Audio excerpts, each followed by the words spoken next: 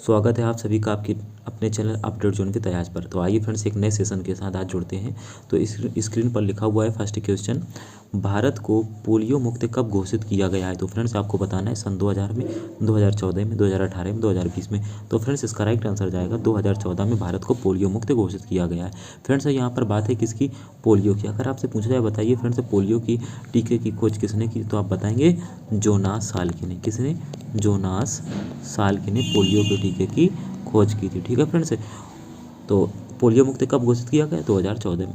Next question आपके सामने screen पर लिखा हुआ है। नेक्स्ट क्वेश्चन है, एड्स विषाणु के लिए सबसे ज़्यादा आजमाई गई दवाई कौन सी है। तो आपको फ्रेंड्स से बताना है जोडोवोडिन है, मैकोनाजोल है, या विराजोल है, या नोनान क्लिनॉल है। तो फ्रेंड्स इसका राइट आंसर जाएगा जोडोवोडिन। तो फ्रेंड्स जोडोवोडिन जो है ये एड्स विषाणु के लिए सबसे ज़्यादा यूज़ की गई दवाई है। अगर फ्रेंड्स से बात है यहाँ पर किसकी, एड्स की। अगर आपसे पूछा जाए फ्रेंड्स से बताइए कि एड्स की जाँच के लिए कौन सा परीक्षण किया जाता है, तो आप क्या बताएंगे, एलिसा। एड्स जांच के लिए एलिसा परीक्षण कराया जाता है। और अगर आपसे पूछा है एड्स दिवस हर वर्ष कब मनाते हैं, बताएंगे 1 दिसंबर को विश्व एड्स दिवस मनाया जाता है। ठीक है फ्रेंड्स, कब, 1 दिसंबर को। चलिए नेक्स्ट क्वेश्चन आपके सामने स्क्रीन पर लिखा हुआ है फ्रेंड्स, दिल्ली चलो का नारा किसने दिया था। तो फ्रेंड्स आपको बताना है दिल्ली चलो का नारा किसके द्वारा दिया गया था या किसने दिया था। एम के गांधी ने दिया था, एम एन रॉय ने दिया था, एम एस स्वामीनाथन ने दिया था, ये सुभाष चंद्र बोस ने दिया था। तो फ्रेंड्स इसका राइट आंसर जाएगा सुभाष चंद्र बोस ने फ्रेंड्स दिल्ली चलो का नारा दिया था। और इसके साथ साथ इन्होंने जय हिंद का नारा दिया था और एक नारा दिया था, तुम मुझे खून दो मैं तुम्हें आज़ादी दूंगा। तो फ्रेंड्स अगर आपसे पूछा जाए बताइए कि सुभाष चंद्र बोस जी के यानी कि गुरु का क्या नाम था, तो इनके गुरु, राजनीतिक गुरु जो थे वो चित्तरंजन दास थे। कौन, चित्तरंजन दास। तो इनके गुरु का नाम चित्तरंजन दास था। और फ्रेंड्स इस चित्तरंजन दास को फ्रेंड्स जो है इन्हें देश बंधु की उपाधि दी गई, इन्हें देश बंधु के नाम से जाना जाता है। ठीक है फ्रेंड्स, देश बंधु कहते हैं। और फ्रेंड्स अगर आपसे पूछा जाए बताइए कि सुभाष चंद्र बोस के जन्मदिन पर एक नया दिवस मनाया गया है, तो वो कब मनाते हैं, तो इन्हीं के जन्मदिन पर 23 जनवरी को हर वर्ष यानी कि पराक्रम दिवस मनाया जाता है। ठीक है फ्रेंड्स, और इनका जन्म उड़ीसा के कटक में हुआ था। ठीक है फ्रेंड्स, सुभाष चंद्र बोस की अगर आपसे पूछा जाए बताइए पुस्तक कौन सी है, तो आप बताएंगे द इंडियन स्ट्रगल। क्या बताएंगे, इंडियन स्ट्रगल। और सुभाष चंद्र बोस ने फ्रेंड्स 1900 यानी कि 39 में, कब, तो बताएंगे 1939 में फॉरवर्ड ब्लॉक की स्थापना की थी। ठीक है फ्रेंड्स, याद रखेंगे। नेक्स्ट क्वेश्चन आपके सामने स्क्रीन पर लिखा हुआ है, भारत में बिजली का उत्पादन का मुख्य स्रोत क्या है। तो फ्रेंड्स आपको बताना है भारत में बिजली का उत्पादन का मुख्य स्रोत क्या है, सौर ऊर्जा, ताप विद्युत, जल विद्युत, या नाभ की ऊर्जा। तो फ्रेंड्स इसका राइट आंसर जाएगा ताप विद्युत। ताप विद्युत जो है भारत में बिजली उत्पादन का मुख्य स्रोत है। ठीक है फ्रेंड्स, चलिए नेक्स्ट क्वेश्चन देखते हैं। हाँ तो फ्रेंड्स नेक्स्ट क्वेश्चन आपके सामने स्क्रीन पर लिखा हुआ है, इनमें से कौन सा हड़प्पा स्थल गुजरात में पाया गया है। तो आपको बताना है नहीं गुजरात में कौन सा हड़प्पा स्थल पाया जाता है, मांडा पाया जाता है, राखी खड़ी, धौलावीरा, या बालाबथाम।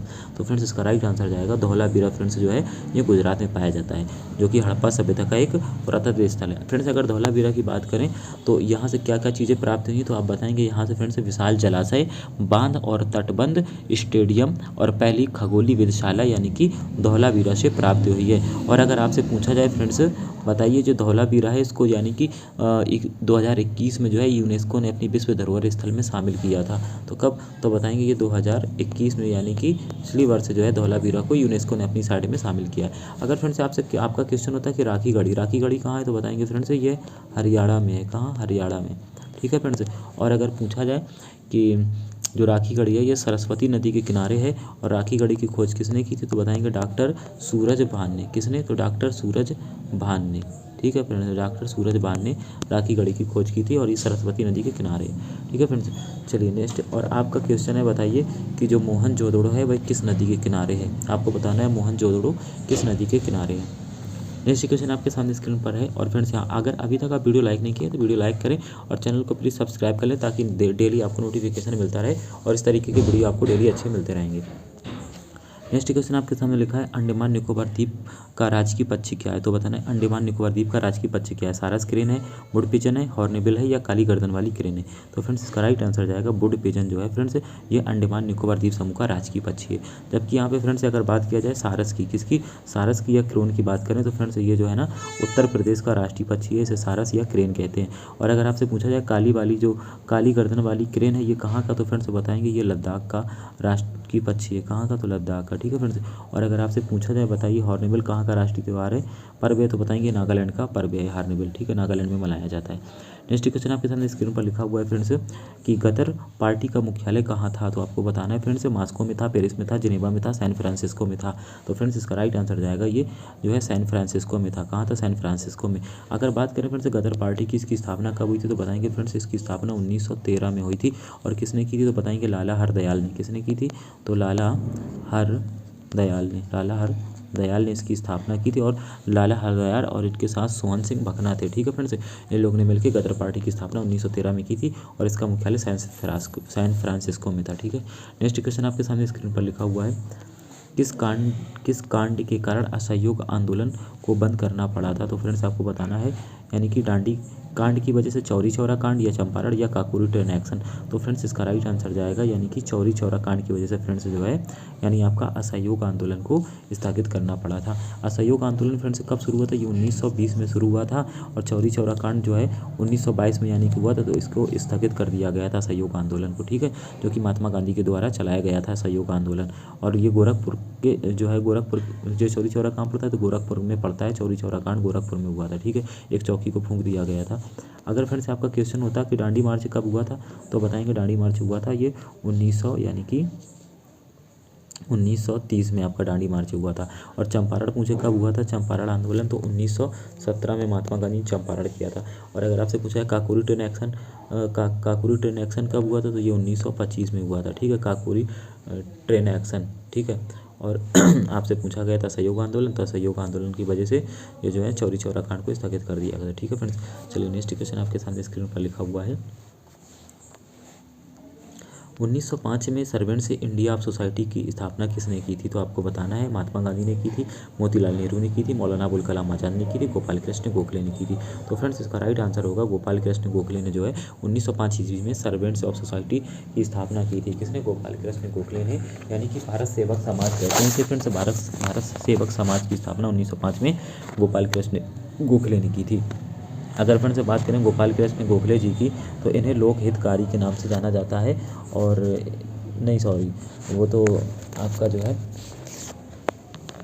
लोक हितकारी के नाम से नहीं जानते हैं फ्रेंड्स। इनको जो है ये महात्मा गांधी के जो है राजनीतिक गुरु थे। कौन थे? महात्मा गांधी के राजनीतिक गुरु थे गोपाल कृष्ण गोखले। ठीक है फ्रेंड्स, गोपाल कृष्ण गोखले महात्मा गांधी के राजनीतिक गुरु थे। और अगर इन्हें हाँ फ्रेंड्स लोक हितकारी के नाम से ही जानते हैं, मुझे थोड़ा सा कन्फ्यूजन हो गया था। इन्हें लोक हितकारी और इन्हें गिलेड स्टोन के नाम से भी जानते हैं। इन्हें गिलेड स्टोन भी कहते हैं और इन्हें लोक हितकारी भी कहते हैं। ठीक है फ्रेंड्स, और इन्हें उदारवादियों के शिरोमणि नेता के रूप में भी जाना जाता है। और अगर गोपाल कृष्ण गोखले के बारे में बात करें, ये महात्मा गांधी के राजनीतिक गुरु थे।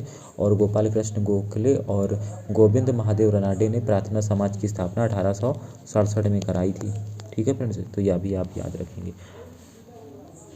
और भारत के पहले शिक्षा मंत्री पूछे तो कौन है? मौलाना अबुल कलाम आज़ाद हैं। ठीक है फ्रेंड्स, याद रखेंगे। इन्होंने भारतीय राष्ट्रीय कांग्रेस की स्थापना अधिक समय तक की है। नेक्स्ट क्वेश्चन आपके सामने स्क्रीन पर लिखा हुआ है किस अधिवेशन में कांग्रेस दो भागों यानी नरम दल और गरम दल में विभाजित हो गई थी, तो आपको बताना है बेलगाम अधिवेशन में, सूरत अधिवेशन में, लखनऊ अधिवेशन में, लाहौर अधिवेशन में। तो फ्रेंड्स इसका राइट आंसर जाएगा सूरत अधिवेशन में। ये फ्रेंड्स जो है कांग्रेस दो भागों में बढ़ गई थी। कितने भागों में? दो भाग में बढ़ गई थी फ्रेंड। कौन कौन से दो भाग में बढ़ गई थी? एक नरम दल और एक गरम दल। तो फ्रेंड्स ये कब बढ़ी थी, तो बताएंगे ये 1907 ईस्वी में जो है कांग्रेस जो है नरम और गरम दल में बढ़ गई थी। ठीक है, और इस सूरत अधिवेशन की अध्यक्षता किसने की थी, तो बताएंगे इसकी अध्यक्षता की थी रास बिहारी बोस ने। किसने की थी, तो बताएंगे रास बिहारी बोस ने इसकी अध्यक्षता की थी, जो कि 1907 में हुआ था। अगर फ्रेंड्स यहाँ पर और कुछ ऑप्शन दिए इसको डिस्कस कर लेते हैं। तो फ्रेंड्स यहाँ पर ऑप्शन दिया हुआ है कि बेलगांव अधिवेशन। तो बेलगांव अधिवेशन की बात करें फ्रेंड्स, ये महात्मा गांधी ने बेलगांव अधिवेशन की अध्यक्षता की थी। कब, तो बताएंगे 1924 में। एकमात्र अधिवेशन की अध्यक्षता महात्मा गांधी ने की है 1924 बेलगांव कर्नाटक की। और अगर बात करें यहाँ पर सूरत अधिवेशन, तो ये हुआ था 1907 में। कब, तो 1907 में। और इसकी अध्यक्षता की थी रास बिहारी बोस ने। और लखनऊ अधिवेशन हुआ था फ्रेंड्स 1936 में। इसकी अध्यक्षता पंडित जवाहरलाल नेहरू ने की थी।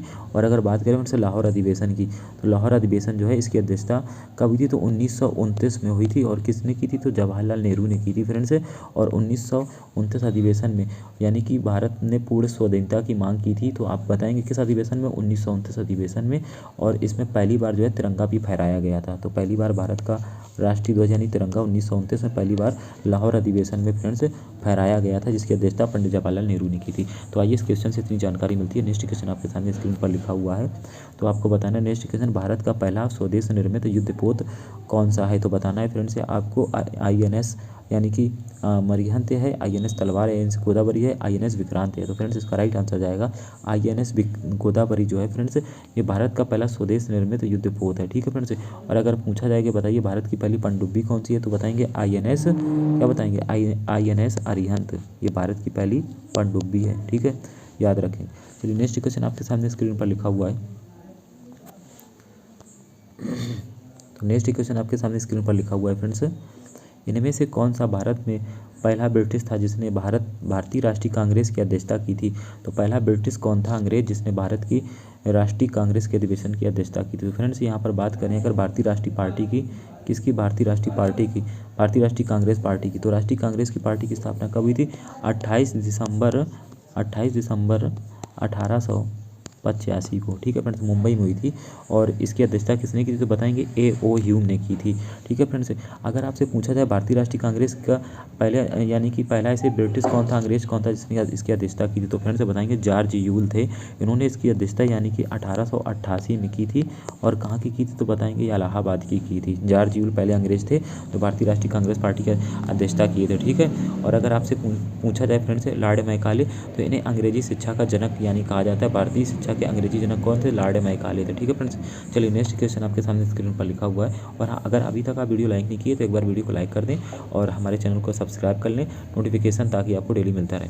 नेक्स्ट क्वेश्चन आपके सामने लिखा हुआ है फ्रेंड्स, इनमें से किसका उपयोग जल के शुद्धिकरण के लिए किया जाता है? तो फ्रेंड्स आपको बताना है नाइट्रोजन का किया जाता है, कपूर का किया जाता है, फिटकरी का किया जाता है, या सोडियम का किया जाता है? तो फ्रेंड्स इसका राइट आंसर जाएगा फिटकरी। फिटकरी का प्रयोग ऑप्शन के अनुसार हम टिक कर सकते हैं कि जल को शुद्धिकरण करने में किया जाता है, जबकि अगर फ्रेंड्स से बात करें जल को शुद्धिकरण करने के लिए क्लोरीन गैस का यूज़ भी किया जाता है। ठीक है फ्रेंड्स, आप ये भी याद रखेंगे। चलिए नेक्स्ट क्वेश्चन आपके सामने स्क्रीन पर लिखा हुआ है कि लोकहितवादी के नाम से किस नेता को कहा गया, यानी किसे जानते हैं लोकहितवादी के नाम से? तो आपको बताना है गोपाल हरि देशमुख को, गोपाल कृष्ण गोखले को, डॉक्टर राजेंद्र प्रसाद को, मोहम्मद अली जिन्ना को। तो फ्रेंड्स इसका राइट आंसर क्या होगा आप बताइए? तो फ्रेंड्स इसका राइट आंसर जाएगा यानी कि गोपाल हरि देशमुख को फ्रेंड्स लोकहितवादी के नेता के रूप में जानते हैं। किस नाम से? तो बताएंगे गोपाल हरि देशमुख को लोकहितवादी के नाम से जानते हैं।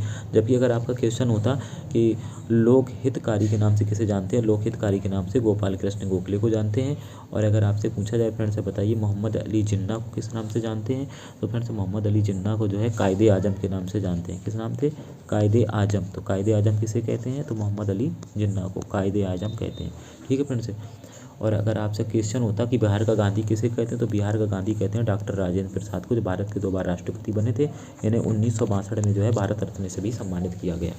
चलिए नेक्स्ट क्वेश्चन आपके सामने स्क्रीन पर लिखा हुआ है फ्रेंड्स, प्रथम पंचवर्षीय योजना किस मॉडल पर आधारित थी? तो फ्रेंड्स आपको बताना है जो प्रथम पंचवर्षीय योजना थी वो किस मॉडल पर आधारित थी? तो आपको बताना है हेराल्ड मॉडल पर आधारित थी, गॉडगिल योजना पर, पीसी महालनोबिस मॉडल पर, या इनमें से कोई नहीं? तो फ्रेंड्स इसका राइट आंसर क्या जाएगा?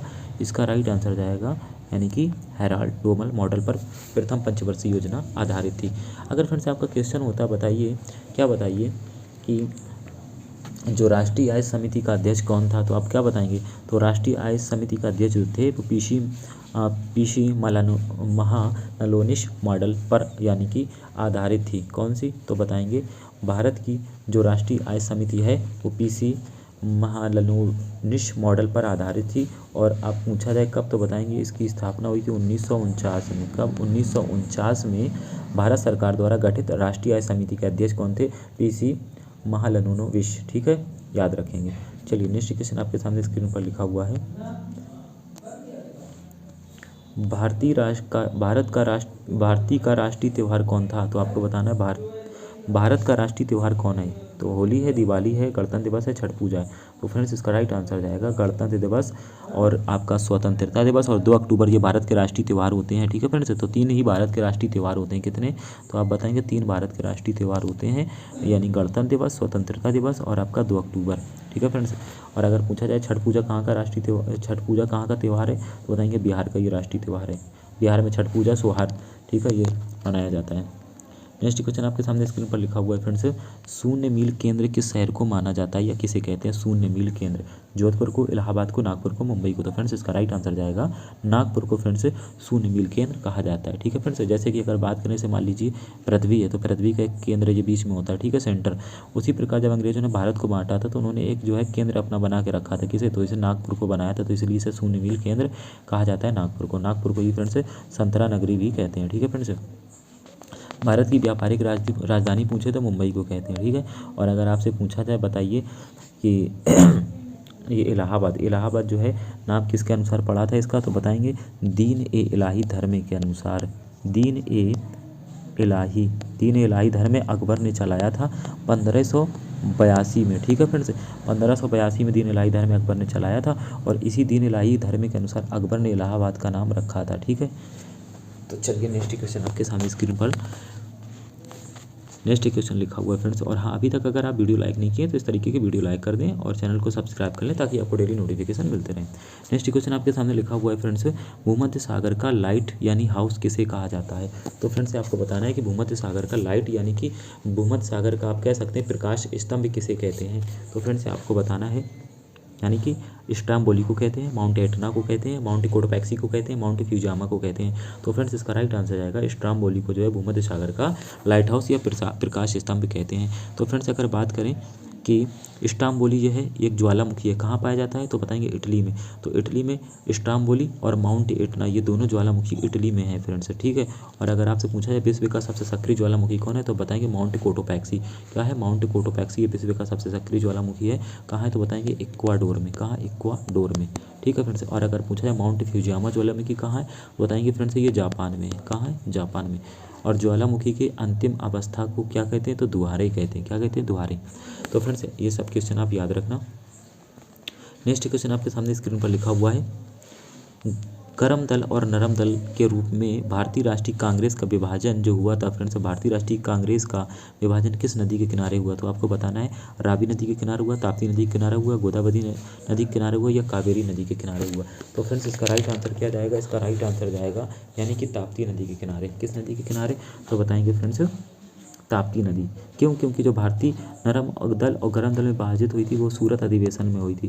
सूरत अधिवेशन 1907 में हुई थी, जिसकी अध्यक्षता रास बिहारी बोस ने की थी। और सूरत फ्रेंड्स कहाँ है? तो आप बताएंगे ये ताप्ती नदी के किनारे है। अब फ्रेंड्स यहाँ पर बात करें अगर कि बताइए रावी नदी के किनारे कौन सा शहर है, तो बताएंगे लाहौर, जो पाकिस्तान का लाहौर शहर है फ्रेंड्स, ये आपका जो है रावी नदी के किनारे है। और गोदावरी नदी के किनारे कौन सा शहर है, तो बताएंगे नासिक। नासिक जो है, नासिक और नांदेड़ ये गोदावरी नदी के किनारे, तो आप याद रखेंगे, ठीक है फ्रेंड्स। और आप हमें कमेंट करके बताएं कि फ्रेंड्स इटावा जो है वो किस नदी के किनारे है? कौन? इटावा जो है किस नदी के किनारे पड़ता है, ठीक है। नेक्स्ट क्वेश्चन आपके सामने स्क्रीन पर लिखा हुआ है, सोने पर आरबीसी की मात्रा में क्या परिवर्तन होता है? जब एक व्यक्ति रात में सोता है तो आरबीसी की मात्रा में क्या यानी कि परिवर्तन होता है? आपको बताना है बढ़ जाता है आरबीसी या कम हो जाता है, कोई परिवर्तन नहीं होता है, इनमें से कोई नहीं। तो फ्रेंड्स इसका राइट आंसर हो जाएगा कि कम हो जाता है। जब एक व्यक्ति रात में सोता है तो उसका जो रेड ब्लड सेल होती है फ्रेंड्स वो कम हो जाती है, ठीक है। और एक यहाँ पर अगर हम बात करते हैं नेक्स्ट क्वेश्चन की फ्रेंड्स से, तो आइए नेक्स्ट क्वेश्चन आपके सामने स्क्रीन पर लिखा हुआ है, आरबीसी का वैज्ञानिक नाम क्या होता है? तो फ्रेंड्स आइए आरबीसी से नेक्स्ट क्वेश्चन लिखा हुआ है, इसका वैज्ञानिक नाम क्या होता है? तो आपको बताना है लिम्फोसाइट होता है, मोनोसाइट होता है, ल्यूकोसाइट होता है या एरिथ्रोसाइट होता है? तो फ्रेंड्स इसका राइट आंसर जाएगा आरबीसी का जो वैज्ञानिक नाम होता है फ्रेंड्स इसे एरिथ्रोसाइट कहते हैं। क्या कहते हैं? एरिथ्रोसाइट। जबकि फ्रेंड्स अगर यहाँ पर बात करें हम किसकी, ल्यूकोसाइट, ये फ्रेंड्स डब्ल्यूबीसी का वैज्ञानिक नाम होता है, डब्ल्यूबीसी का वैज्ञानिक नाम। और डब्ल्यूबीसी के फ्रेंड्स यहाँ पे दो प्रकार दिए गए हैं, ये लिम्फोसाइट और मोनोसाइट, ये डब्ल्यूबीसी के प्रकार हैं, ठीक है फ्रेंड्स। और अगर आपसे पूछा जाए कि संक्रमण में हमें कौन बचाता है, तो डब्ल्यूबीसी जो है बीमारी से हमें रक्षा करता है, डब्ल्यूबीसी। और जो आरबीसी होता है ये रेड ब्लड सेल होता है, इसका जीवन काल 120 दिन का होता है। और फ्रेंड्स जो है आरबीसी में ही आपका जो है आयरन यानी कि हीमोग्लोबिन पाया जाता है, ठीक है फ्रेंड्स। और डब्ल्यूबीसी हमें बीमारी संक्रमण से बचाता है यानी कि वाइट ब्लड सेल, ठीक है फ्रेंड्स। चलिए नेक्स्ट क्वेश्चन, और अगर पूछा डब्ल्यूबीसी का जन्म यानी कि जीवन काल कितना होता है, तो आप बताएंगे 5 से 7 दिन। नेक्स्ट क्वेश्चन आपके सामने स्क्रीन पर लिखा हुआ है, प्लासी का युद्ध जो है फ्रेंड्स, प्लासी का युद्ध के समय बंगाल का नवाब कौन था? तो आपको बताना है मीर जाफर था, मीर कासिम था, सिराजुद्दौला था या इनमें से कोई नहीं? तो फ्रेंड्स इसका राइट आंसर जाएगा सिराजुद्दौला। तो फ्रेंड्स अगर प्लासी के युद्ध की बात करें ये कब हुआ था, तो 1770 1857 में हुआ था। और किसके बीच हुआ था, तो ईस्ट इंडिया कंपनी के, एक तरफ ईस्ट इंडिया कंपनी का जो था फ्रेंड रॉबर्ट क्लाइव था। कौन था, रॉबर्ट क्लाइव था। और एक तरफ जो है सिराजुद्दौला थे, अवध के नवाब सिराजुद्दौला थे, इनके बीच में हुआ था। जिसमें विजय किसकी हुई थी, तो बताएंगे इसमें विजय हुई थी अर्थात प्लासी के युद्ध में ईस्ट इंडिया कंपनी की किसकी विजय हुई थी, तो आप बताएंगे ईस्ट इंडिया कंपनी की विजय हुई थी। ठीक है फ्रेंड्स, चलिए नेक्स्ट क्वेश्चन देखते हैं। हाँ तो फ्रेंड्स नेक्स्ट क्वेश्चन आपके सामने स्क्रीन पर लिखा हुआ है, किसी दो लगातार देशांतरों के बीच समय अंतर होता है। तो आपको बताना है किसी दो लगातार देशांतरों के बीच कितने समय का अंतर होता है। तो आपको बताना है फ्रेंड्स 10 मिनट होता है, 14 मिनट, 8 मिनट या 15 मिनट। तो फ्रेंड्स इसमें ऑप्शन कोई भी जो आपके यानी ठीक नहीं है। इसमें 4 मिनट का अंतर होता है। कितने मिनट का, 4 मिनट का अंतर होता है। तो आप याद रखेंगे। नेक्स्ट क्वेश्चन आपके सामने स्क्रीन पर लिखा हुआ है फ्रेंड्स, आरबीसी का निर्माण मानते शरीर में कहाँ होता है, यानी आरबीसी का निर्माण। तो फ्रेंड्स आपको ये बताना है कि आरबीसी का निर्माण जो है शरीर में कहाँ पर होता है। तो आपको बताना है फ्रेंड्स अस्थि मज्जा में होता है, हृदय में होता है, मस्तिष्क में होता है, यकृत में होता है। तो फ्रेंड्स इसका राइट आंसर जाएगा यानी कि अस्थि मज्जा में आरबीसी का निर्माण होता है। तो फ्रेंड्स अगर पूछा जाए कि अस्थि मज्जा यानी कि बोन मैरो कहते हैं इसे, आरबीसी आपका अस्थि मज्जा में बनता है। और आरबीसी जो है फ्रेंड्स यानी कि जो आपका जो हमारा ब्लड होता है, खून, ये कहाँ इकट्ठा होता है, तो बताएंगे प्लीहा में। कहाँ, प्लीहा में, यानी कि तिल्ली जिसे कहते हैं, तिल्ली यानी कि स्प्लीन। ठीक है, यहाँ हमारा ब्लड यानी खून एक कलेक्ट रहता है, इकट्ठा होता है। अगर पूछा जाए शरीर की सबसे बड़ी ग्रंथि कौन सी है, तो फ्रेंड्स क्या बताएंगे, यकृत हमारे शरीर की सबसे बड़ी बाहरी ग्रंथि होती है।